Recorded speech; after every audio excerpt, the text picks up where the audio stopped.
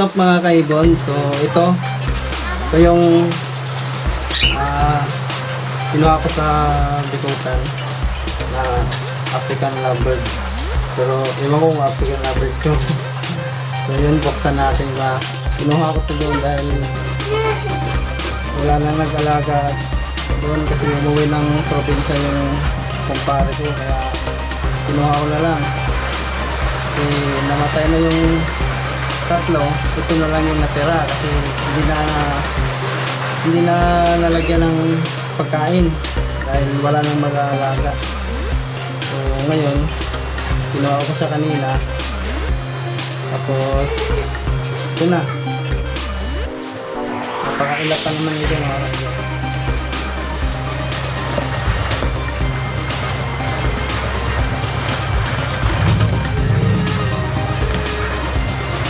So yun, ito yun. Oh, sobrang payat, walang kain. Pakaano na niya kaya hindi siya nakakain, sobrang payat na niya. Lovebirds ba to o ano, personata? Ayun na kayo, sobrang payat na.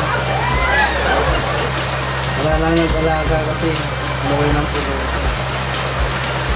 Binigay na lang sa akin. Binigay na lang siya sa akin para malagaan ko raw.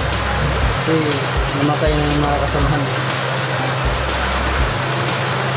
So yun, sasama ko to dun sa alaga ng mga alaga ko dun. Try ko itong isama kung hindi ba awayin.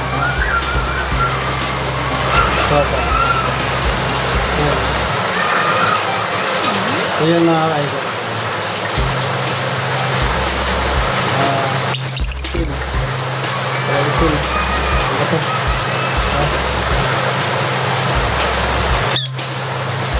Perso ba ito mga kaibigan? Personata o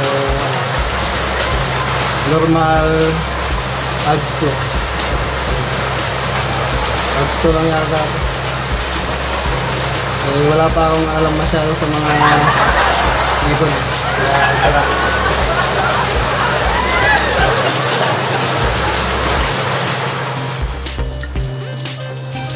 so yun mga kaibon, sinama ko na siya sa mga hunted kong kakatil. Pero ayan, mailap talaga siya. Pero nakiramdam pa siguro yan at nangingilala pa lang sa mga kasamahan ko ng anong mga kasama niya. Yan siya mga kaibon, pasabit-sabit na lang.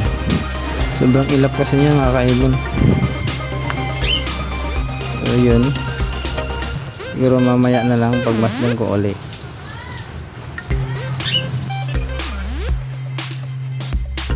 So yun mga kaibon, what's up? Kumain na rin yung alaga natin personata.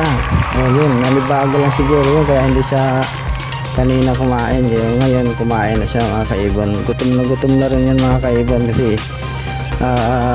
tatlong araw na hindi napakain yun dun kasi wala na yung may-ari, umuwi ng probinsya. Yan, kaya gutom yan.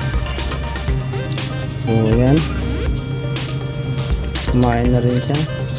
Pagkikain rin yung alaga nating kakatil na handfeed, pero hindi naman kaya kumain yan. Hindi pa kaya bumasag ng ano yan, ng pagkain yan na. Bata-bata pa yan, mga isang buwan pa lang yan mga kaibon yung mga kakatil natin. Hindi kaya bumasag ng pagkain yan. So yun mga kaibon, kumain na rin yung abs natin. So yun, mabubuhay na siya.